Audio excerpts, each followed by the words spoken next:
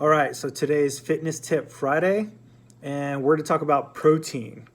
First of all, what are sources of protein? Higher sources of protein is beef, chicken, fish, beans.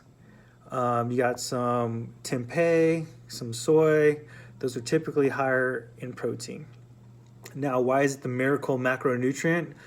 Because it's essential. It's one of the essential macronutrients along with fats. Without protein, you would not survive. It helps build muscle. It allows you to be satiated for weight loss. That's typically why they have a high protein diet. And when research is done, whether you're a high fat or low fat, high carb or low carb, as long as you have a high protein diet, you probably will reach your destination, your goal. So speaking of destination and goal, what's recommended is typically 1 gram per pound of body weight. So if you're a 180-pound individual, typically you're going to have close to 180 grams of protein.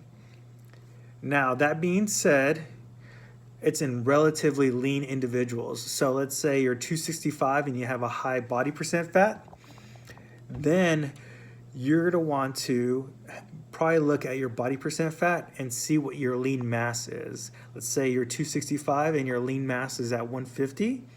You probably want about 150 grams of protein. Now, that's if you're measuring. Now, let's say you're a person who stresses out, who doesn't want to measure.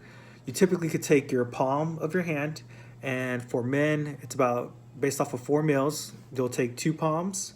And for women, you'll take about 1 palm. And then from there, that's your starting point, and then you would manipulate it out.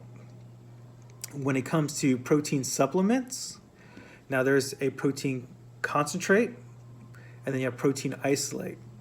So a lot of times when we do a protein concentrate, it's going to have fat with it. It's going to be a little bit more calorically.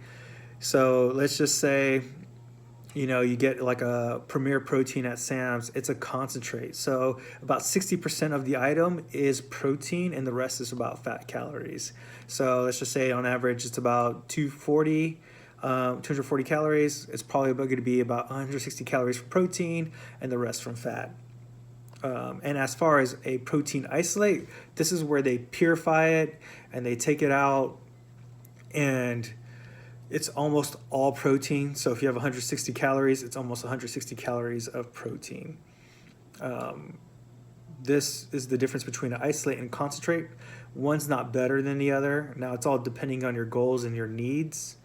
But if you're trying to do more of a weight loss approach, my recommendation was to stick with the isolate and get a protein powder and create your own shake, so that way you can minimize the caloric intake that you're having.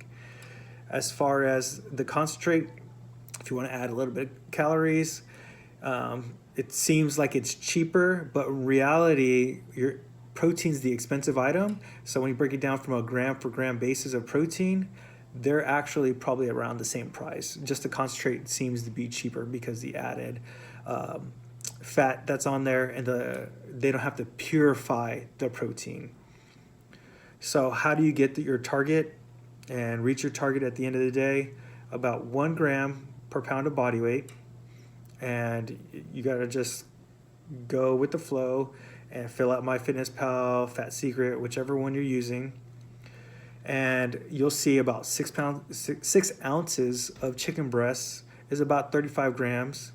Now, those are leaner cuts, and then if you have a ribeye, of course, it's going to have fat with it, and it's going to manipulate your calories.